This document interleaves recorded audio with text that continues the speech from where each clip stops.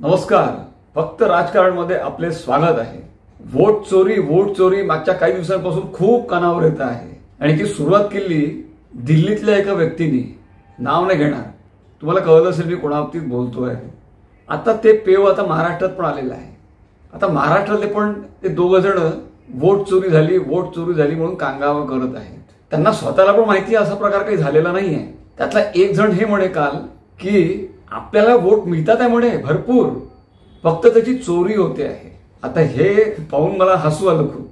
म्हणजे जणू काही राज्यातले लोक रांगेत लागून यांना वोट देतात आहे, जणू काही यांची सरकार बनेल. बरं, मागच्या इतिहासात तुम्ही पाहिलं तर सातत्याने स्कोर 015 10 015 यामध्ये चालू आहे. म्हणजे ही वोट चोरी काय खूप पहिलेपासूनच सुरू आहे का, की आजच एकदम आठवण आली वोट चोरी होते आहे? करोडो लोक वोट देतात आहेत, त्यांना मूर्खाने समजायला पाहिजे. तर मराठीत एक म्हण आहे, नाचता येईना अंगण वाकडे. नेहमी दोष अंगणाला द्यायचा की ते आडवं आहे, त्यामुळे मला नाचता येत नाही बरोबर. अरे किती कारणं द्याल? म्हणजे जेव्हा तुम्हाला सक्सेस मिळतो किंवा मिळाला होता, मला अजूनही आठवतं एकदा मिळाला होता, तेव्हा सगळं ठीक होतं काय? तेव्हा तर कोणी म्हणलं नाही की वोटांची चोरी होते. म्हणजे सक्सेस जेव्हा मिळतो, यश जेव्हा मिळतं, तेव्हा सगळं काही व्यवस्थित असतं. तेव्हा तुम्ही मिठाई वाटता, ढोल नगाडे, नाचणं, गुलाल.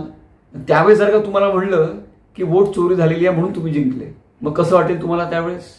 तेव्हा ऐकायचं नाही, तेव्हा दुर्लक्ष करायचं, तेव्हा फक्त नाचायचं, गुलाल उधळायचे, मिठाई वाटायची, आनंदी आनंद. आणि जेव्हा लोकांनी पाठ फिरवली, भोपळा मिळाला हातामध्ये, की वोट चोरी झाली. अरे बंद करा हे. हार आणि जीत, यश आणि अपयश हे नाण्याच्या दोन बाजू आहेत.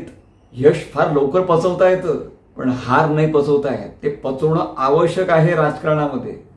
कारण खोटे तर द्यायलाच नाही पाहिजे.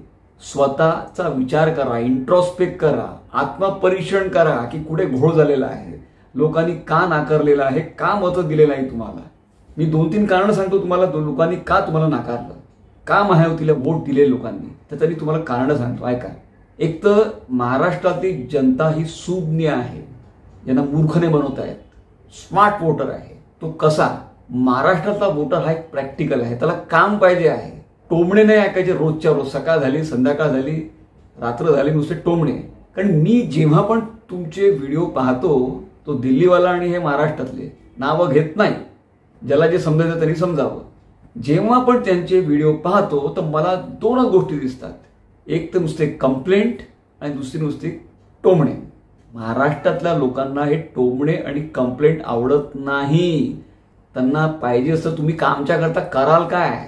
मी आजपर्यंत एकदा पण ऐकलं नाहीये की तुम्ही लोक राज्यातल्या लोकांकरता काय करणार आहे. पण त्याच वेळेस मी फडणवीस गडकरी सारखे जे लोक आहेत त्यांचे मला व्हिडिओ जेव्हा दिसतात, मुलाखती वगैरे, तेव्हा ते नेहमी बोलताना दिसतात, मला इथे हा हायवे बनवायचा आहे, तिथे तो ब्रिज बनवायचा आहे, तिथे ते सोलारचं काम करायचं आहे, इथे ती इंडस्ट्रीज आणायची आहे, तो कोस्टल रोड म्हणा किंवा नवी मुंबईचं एअरपोर्ट किंवा ती तिसरी मुंबई, ते वाढवण पोर्ट, यांच्या तोंडून मला असे प्रोजेक्ट दिसतात, अशा गोष्टी ऐकायला मिळतात. आणि यांच्याकडनं जेव्हा ऐकतो तेव्हा फक्त कुरकुर, टोमणे. महाराष्ट्रातल्या लोकांना हे टोमणे पसंत नव्हे, त्यांना पाहिजे काम. म्हणून महाराष्ट्रातल्या लोकांनी तुम्हाला नाकारलं, हे त्याचं खरं कारण आहे. पण तुम्ही ते ऍक्सेप्ट करायच्या ऐवजी तुम्ही दोष देण्याचे कामं करता, पुन्हा तेच. याचं मला आश्चर्य पण वाटतं आणि बरंच हसू पण येतं. आम्हाला तर वोट मिळतातच आहे, लोक भरभरून वोट देतात आहे, फक्त त्या वोटाची चोरी झाली. काय न पट्टायला बोलता तुम्ही? अरे तो दिल्लीवाला बोलतोय, त्याला बोलू द्या, तुम्ही तर नका बोलू. आणि मला हे पण माहिती आहे, तुम्हाला नीट माहिती आहे की असा काही प्रकार झालेला नाही आहे, फक्त लोकांना कन्फ्यूज करायचं. पण हे राजकारण जास्ती दिवस चालत नाही, हे माझं म्हणणं आहे. तुम्हाला काय वाटतं या व्हिडिओवरती सांगा मला. फक्त राजकारण या चॅनलला सबस्क्राईब करा. ज्या लोकांना राजकारण आवडतं, राजकारणात बोलायला ऐकायला आवडतं, मला माहिती आहे खूप लोकांना आवडतं, गमतीदार असतं, मजा येते, तर तुम्ही या व्हिडिओला लाईक करा आणि या चॅनलला सबस्क्राईब करा. कारण असे खूप व्हिडिओ एकानंतर एक येणार आहेत आता. धन्यवाद. जय महाराष्ट्र.